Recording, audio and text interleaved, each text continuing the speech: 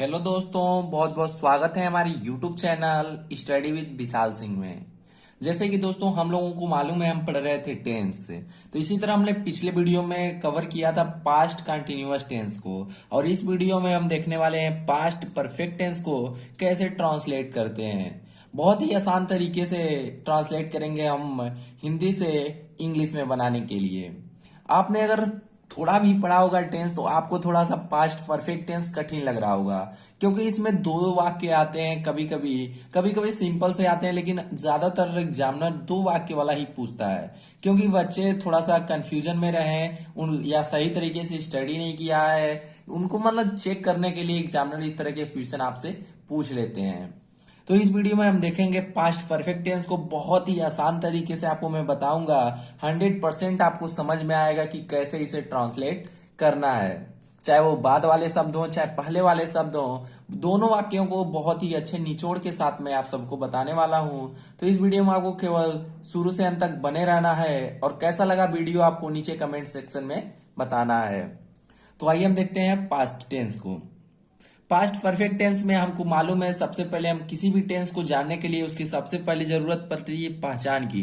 अगर टेंस को पहचान गए कि ये कौन सा टेंस है, तब उसको उसके बाद जरूरत होती है हेल्पिंग वर्ब की। अगर इन दोनों की पहचान होगी तो आपका सिंपल वे में आपको कोई भी टेंस हो आप बना लेंगे। तो सबसे पहले पहचान इसकी क्या है, इस टेंस के हिंदी वाक्यों के अंत में चुका था, चुके थे, चुकी थी, या था, ही थी, ये थे आदि शब्द आते हैं। इस तरह के जो भी वाक्य, इस तरह जो वर्ड है लास्ट में अगर आपको दिखते हैं वाक्य के, तो आप समझ जाइएगा कि ये वाक्य पास्ट परफेक्ट टेंस के हैं। और हेल्पिंग वर्ब में हमें हैड का प्रयोग करना है, हैड का।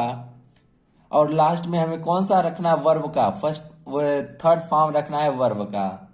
तो यहीं पे हम एग्जांपल देखते हैं। अगर आपकी जरूरत पड़े मतलब रूल की, तो हम जानते हैं सबसे पहले सब्जेक्ट लिखते हैं, सब्जेक्ट के बाद हेल्पिंग वर्ब लिखते हैं, हेल्पिंग वर्ब का मतलब जो भी वर्ब है मेन वर्ब का इसमें थर्ड फॉर्म लगेगा, थर्ड फॉर्म लिखते हैं प्लस ऑब्जेक्ट लिखते हैं। ये हमारा रूल होता है। तो आसमान में सितारे चमक चुके थे, आसमान में सितारे चमक चुके थे, तो हमको क्या बनाना है, द स्टार्स हैड सान। सान हमारा थर्ड फॉर्म है, साइन मतलब चमकना होता है, सान में इसका थर्ड फॉर्म है इन द स्काई। देखिए ये हमारा कर्ता हो गया, द सितारे, सितारे हमारे कर्ता है, जो काम को कर रहे हैं वही हमारे कर्ता हैं।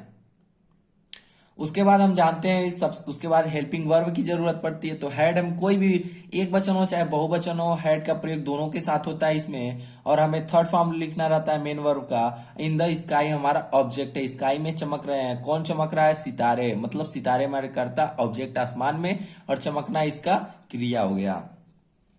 बारिश हो चुकी थी, बारिश हो चुकी थी, तो इसमें हमें सब्जेक्ट का मालूम नहीं चलता है, तो इसमें इट हैड रेन्ड, मतलब हमें बारिश हो चुकी थी। तो बारिश हमारा क्या है, क्रिया है, क्रिया है तो कर्ता हमें इट रखना पड़ेगा और हैड रेन्ड। अब देखिए ये तो सिंपल हो गए आपके वाक्य अफर्मेटिव वाले। इसी तरह आपको निगेटिव भी आपको एग्जांपल लास्ट सबसे लास्ट में दिया जाएंगे, लेकिन उसके पहले हम देखेंगे दो खंड वाले वाक्य। दो खंड वाले वाक्य में आपको क्या ध्यान रखने वाली बातें हैं, इन सबको इसमें हम डिटेल में बहुत ही अच्छे तरीके से देखेंगे। देखिए दो खंड वाले वाक्यों में इस टेंस में आपको दो कार्यों का वर्णन होता है। दो इसमें कितने कार्य होते हैं, दो कार्य। जो भी अंडरलाइन कर रहे हैं यहाँ पे आप केवल आपको ध्यान देना है, एक कार्य दूसरे कार्य से पहले समाप्त हो जाता है। देखिए एक कार्य, इसमें दो कार्य रहेंगे। अभी एग्जाम्पल देखेंगे तो बहुत ही अच्छे तरीके से समझ में आएगा, लेकिन आप अगर नोट्स बना रहे हैं तब इन सबको लिखना आपके लिए बहुत ही फायदेमंद होगा, क्योंकि आपको बार बार अगर इसको पढ़ते हैं तो आपको जल्दी याद हो जाएगा, लेकिन एक बार वीडियो आप देखेंगे तो शायद ही आपको याद हो। लेकिन आपको अगर समझ में आ गया तो आप बिल्कुल है लिख सकते हैं। एक कार्य दूसरे कार्य से पहले समाप्त होता है, और दोनों कार्य भूतकाल में ही समाप्त होते हैं। भूतकाल मतलब हमारा पास्ट टेंस में ही समाप्त होता है, और एक कार्य पहले कार्य से पहले समाप्त होता है, हो जाता है, तो दोनों कार्य हमारे भूतकाल में ही समाप्त होते हैं। यह एक पॉइंट है आपके लिए। देखिए इसमें क्या बात है, इसमें दो कार्य हैं, तो मतलब हमारा दो खंड होगा, मतलब दो भाग होगा, जो दोनों भाग को टेंस में परिवर्तित हमें करना होगा। अब देखिए इसमें क्या आपको याद रखना है, पहले समाप्त होने वाले कार्य को अंग्रेजी में अनुवाद करते समय प्रत्येक सब्जेक्ट के साथ हेड लगा कर वर्ब की थर्ड फॉर्म का यूज करते हैं। देखिए क्या इसमें लगाना है, हेड लगाना है, और वर्ब की थर्ड फॉर्म किस में यूज होती है, पास्ट परफेक्ट टेंस में। अभी मैंने बताया है, देखिए यहाँ पे फॉर्मूला, हेड का प्रयोग और मेन वर्ब का थर्ड फॉर्म, तो मतलब पास्ट परफेक्ट टेंस में बनाना है।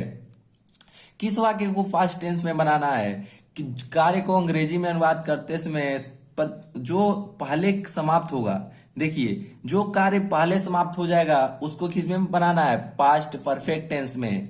अगर वही बाद में समाप्त होने वाले कार्य को पास्ट इंडिफिनिट टेंस में लिखते हैं। अगर ये लाइन आपको समझ में नहीं आएगा तो अभी मैं आगे भी आपको समझाऊंगा, लेकिन थोड़ा सा यहाँ पे आपको इसको समझना ही पड़ेगा। देखिए पहले जो समाप्त होगा हेड लगाएंगे वर्ब का थर्ड फॉर्म, मतलब पास्ट परफेक्ट टेंस में। और पास्ट इंडिफिनिट टेंस का आपको फार्मूला बताया अफर्मेटिव का, तो सब्जेक्ट प्लस वर्ब का हमें सेकेंड फॉर्म यूज करना पड़ रहा था, प्लस ऑब्जेक्ट, ये हमें यूज करना पड़ रहा था पूरे पास्ट, मतलब पास्ट इंडिफिनिट टेंस में अफर्मेटिव के लिए था।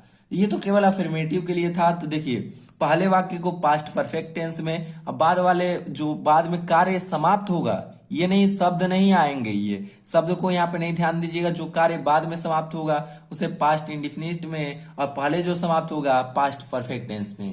एग्जाम्पल से समझते हैं, थोड़ा आपको समझ में आए ज्यादा, लेकिन अभी भी आगे में हम डिटेल बात करने वाले हैं।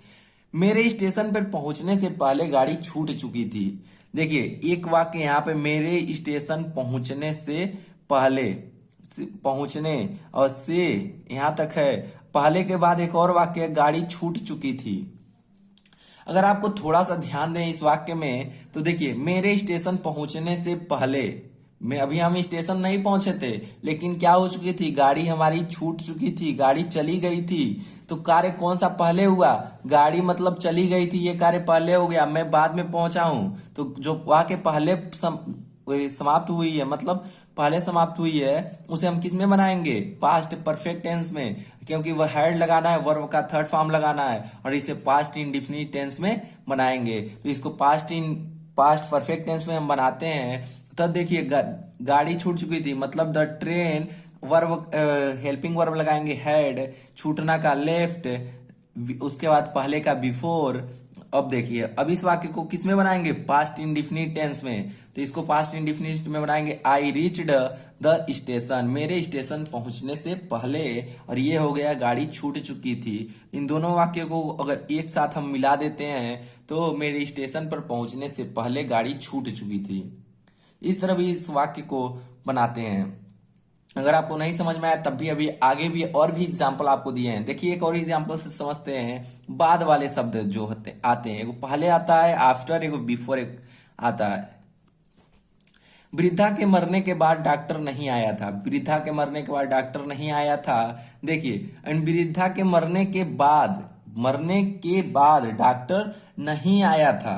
वृद्धा यहाँ पे मर चुकी है, वृद्धा यहाँ पे मर चुकी है, लेकिन डॉक्टर अभी तक नहीं आया है। ठीक, तो देखिए इस टेंस को किस में बनाएंगे, पास्ट इंडिफिनिट टेंस में, क्योंकि काम ये पहले हुआ है, वृद्धा मर चुकी है। तो किस में हम, जो कार्य पहले समाप्त होता है उसे किस में बनाते हैं, हेड लगाते हैं वर्ब का थर्ड फॉर्म, मतलब पास्ट परफेक्ट में, और इसको बनाएंगे पास्ट इंडिफिनिट टेंस में। पास्ट इंडिफिनिट टेंस को कोई भी वाक्य हो, इधर वाले वाक्य को पहले बनाते हैं और इधर वाले वाक्य को बाद में बनाते हैं। देखिए the doctor did not come, देखिए डिड नॉट क्यों लगा, क्योंकि हम जानते हैं पास्ट इंडिफिनिट टेंस में सहायक क्रिया हमारी डिड होती है, लेकिन हमें अफर्मेटिव में दिखाई नहीं देता है, क्योंकि वर्ब का सेकेंड फॉर्म हम यूज करते हैं। लेकिन आपको वहीं पर निगेटिव वाक्य आ जाता है तो आपको डिड नॉट का प्रयोग करना पड़ता है, लेकिन हमारा वर्ब का फर्स्ट फॉर्म यहाँ पे यूज होता है। तो the doctor did not come after the old lady had died. इस तरह आपको वाक्य को बनाना है। देखिए ये हमारा वर्ब हेड लगा है, वर्ब का थर्ड फॉर्म, तो पास्ट परफेक्ट में बना, ये पास्ट इंडिफिनिट में बना, मतलब डिड नॉट का प्रयोग हुआ है। अब और भी हम एग्जाम्पल के साथ समझते हैं, बहुत ही डिटेल में आपको बिल्कुल है समझ में आएगा। देखिए आपको थोड़ा भी कंफ्यूजन ना हो इसके के लिए मैं आपको दो यहाँ पे मतलब दो आपके वाक्य हैं तो दो आपको यहाँ पे मतलब पॉइंट आपको नोट करा देता हूँ कि आपको कैसे मतलब समझ में आएगा। अगर आप इसे नोट कर लेते हैं कॉपी में तो बहुत ही अच्छा रहेगा, क्योंकि आपको हर कोई ये नहीं बता पाएगा। यदि वाक्य में पहले या पूर्व, पहले आए शब्द या पूर्व दोनों बात एक ही है, शब्द आए तो वाक्य के अंतिम खंड को, अंतिम खंड की अंग्रेजी पहले लिखते हैं। देखिए मैंने आपसे कहा कि अंतिम जो खंड होता है, अभी आपको इसके साथ भी एग्जांपल बहुत ही डायग्राम के साथ मैं आपको बताने वाला हूँ।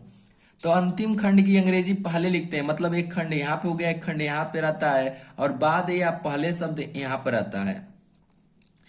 तो ये खंड पहला हो गया, ये खंड दूसरा हो गया, तो इसकी अंग्रेजी हम क्या करते हैं, पहले लिखते हैं, ठीक। तथा उसमें पास्ट परफेक्ट टेंस में लिखते हैं। तथा अगर देखिए पहले या पूर्व वाला शब्द आए तो इसको किस में बनाएंगे, पास्ट परफेक्ट टेंस में लिखते हैं। और बिफोर के बाद, और जब हम ट्रांसलेट करते हैं बिफोर के बाद पहले भाग को, ये हमारा पहला भाग है, की अंग्रेजी लिखते हैं तथा उसे पास्ट इंडिफिनिट टेंस में लिखते हैं। इसको किस में लिखते हैं, पास्ट इंडिफिनिट में लिखते हैं,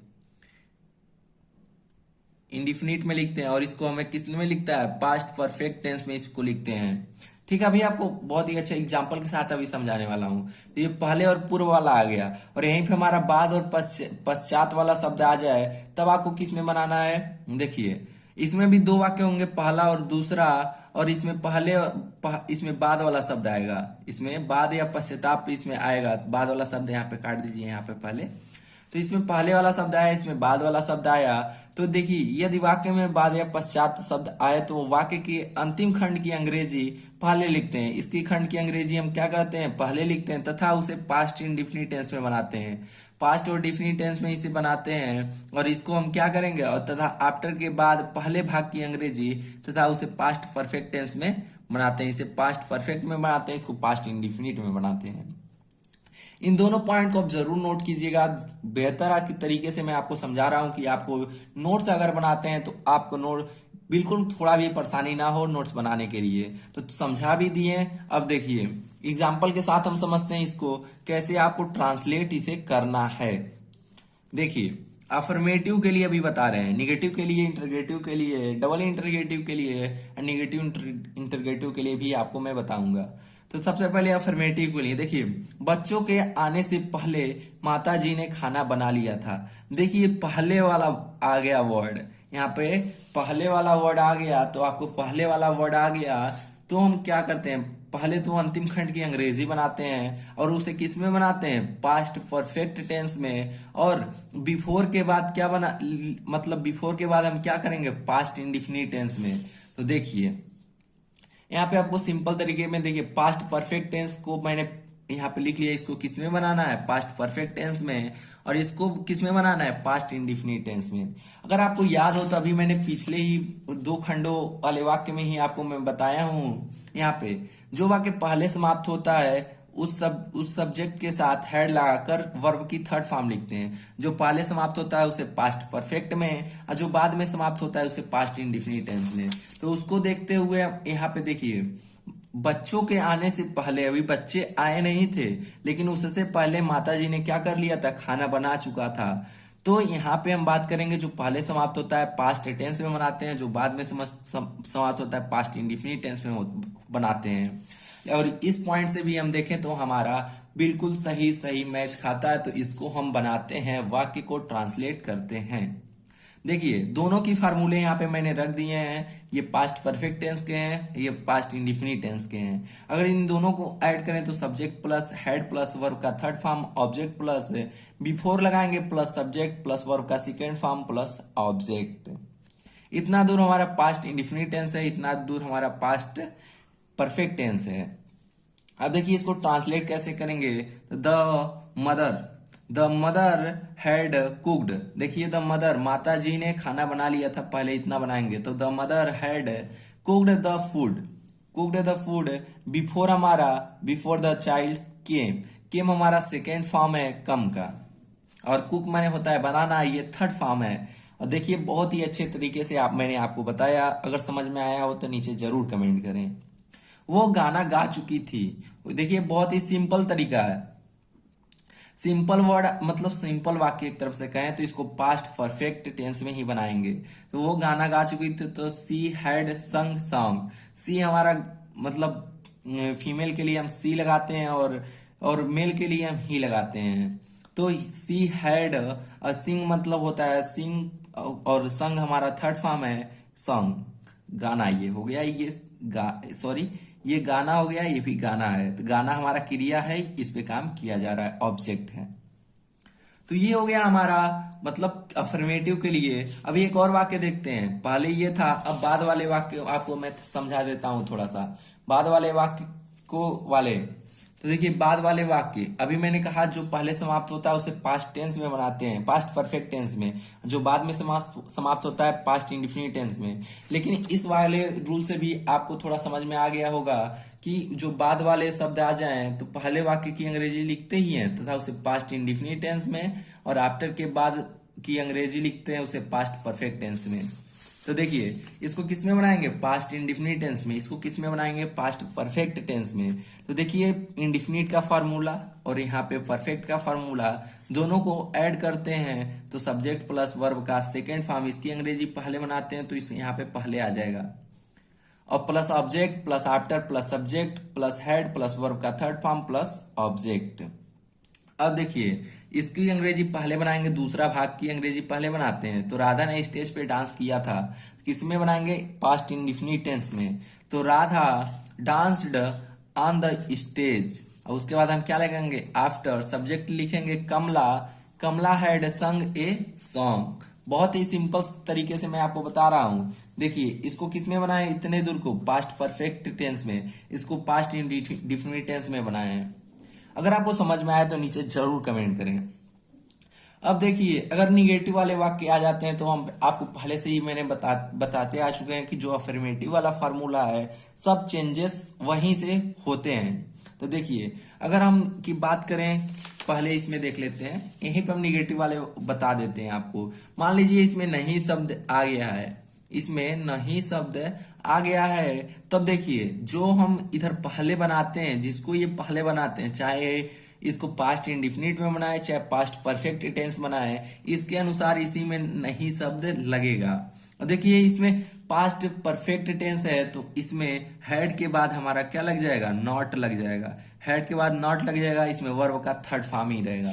लेकिन यहीं पे हम बाद वाला शब्द की बात करें, इसमें इंडिफिनिट है तो इंडिफिनिट में हमारा वर्ब में डिड नॉट लगेगा, सॉरी हेल्पिंग वर्ब इसका डिड नॉट आएगा। डिड नॉट के साथ अगर नहीं शब्द आया तो, लेकिन वर्ब का फर्स्ट फॉर्म यहाँ पे यूज होगा, सेकेंड फॉर्म नहीं होगा, वर्ब का फर्स्ट फॉर्म हो जाएगा। तो थोड़ा सा चेंजेस आता है तो, लेकिन इस फार्मूले को उतना आपको जरूरत नहीं है। यहाँ पे हम सीधे देखते हैं कि हम जानते हैं कि अगर डिड नॉट का प्रयोग होगा पास्ट इंडिफिनिट टेंस में तो वर्ब का फर्स्ट फॉर्म आता है। यहाँ पे ध्यान देने वाली बस बात यह है कि इधर ही नहीं शब्द आएगा, दूसरे वाले भाग में ही नहीं शब्द आएगा। और इसको कभी पास्ट इंडिफिनिट में बनाते हैं, कभी पास्ट परफेक्ट में बनाते हैं। तो पास्ट परफेक्ट में जब बनाएंगे तो वर्ब का थर्ड फॉर्म लगेगा और नॉट हेड के बाद लगेगा, हेड नॉट रहेगा।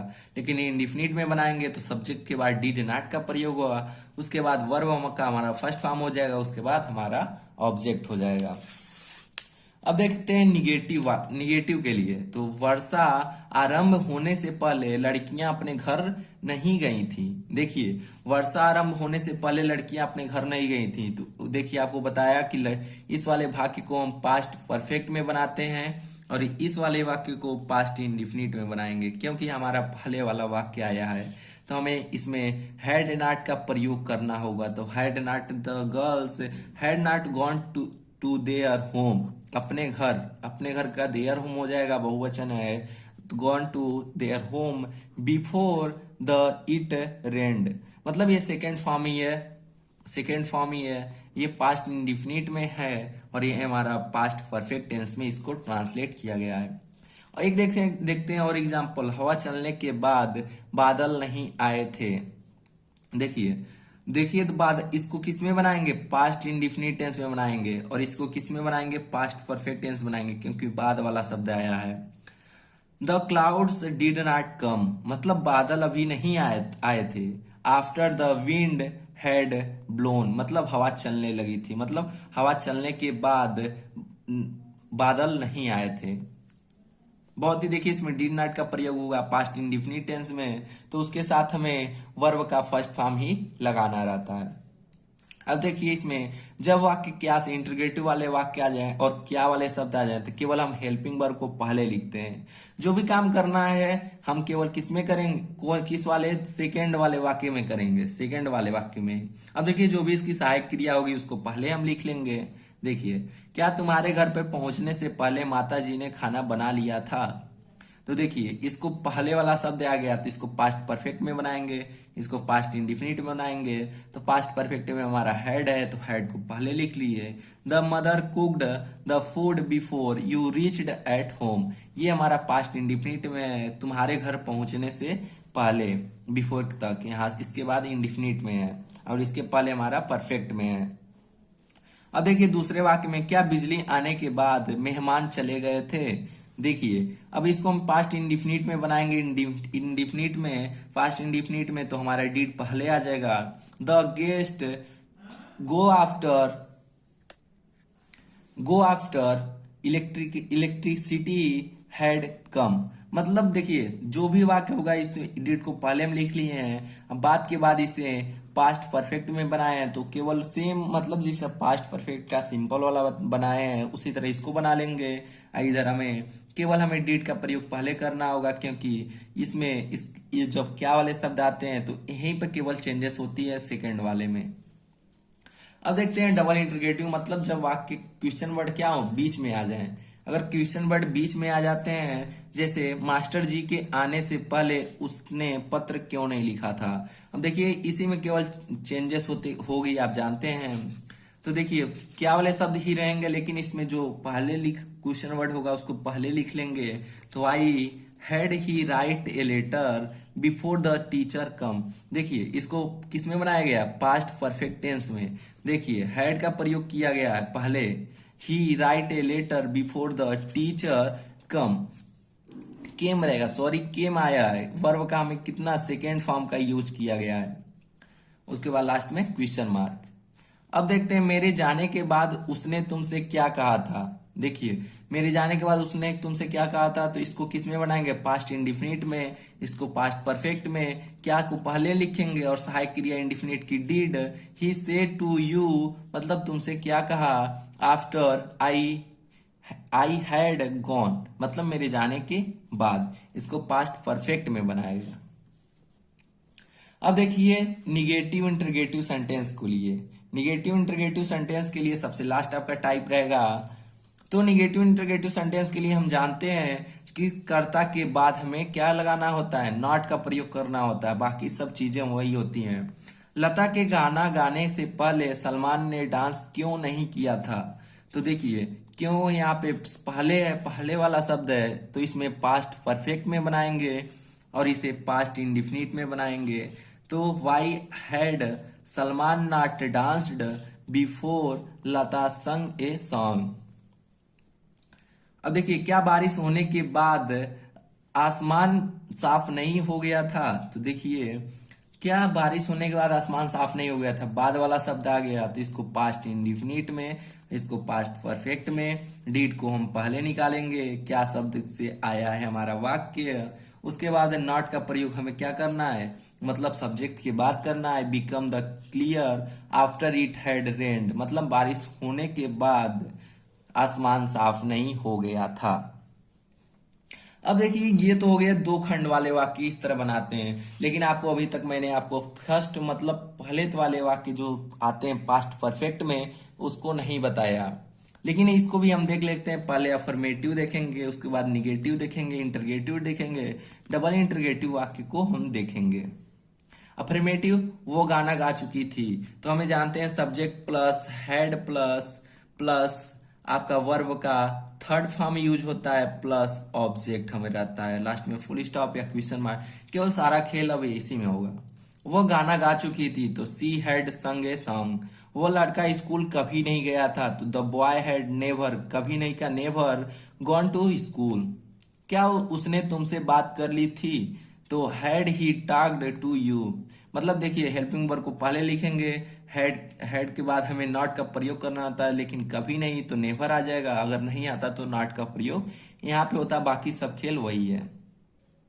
अब देखिए तुमने उसे चुपके से क्या दिया था, तुमने उसे चुपके से क्या दिया था, तो व्हाट पहले लिख लेंगे, हमारा helping verb had you given him secretly, उसे चुपके से मतलब हिम सीक्रेटली, गिवन हमारा थर्ड फॉर्म, हैड पहले, यू करता। ये मतलब बहुत ही सिंपल है, लेकिन इसमें दो तरह के वाक्य, तीन तरह के, एक पहले एक बाद एक सिंपल तरीके वाले वाक्य आते हैं। तीनों को मैंने बहुत ही अच्छे तरीके से बता चुके हैं यहाँ पे। तो कैसा लगा वीडियो आप नीचे जरूर कमेंट में बॉक्स में बताएं, बहुत ही इजिली वे में आपको समझाने की कोशिश मैंने की है। तो अगले वीडियो में हम देखेंगे पास्ट परफेक्ट कंटिन्यूअस टेंस को कैसे हम ट्रांसलेट करते हैं। तो इस वीडियो में था बस इतना ही, मिलते हैं अगले वीडियो में और भी अन्य जानकारियों के साथ, तब तक के लिए जय हिंद, वंदे मातरम।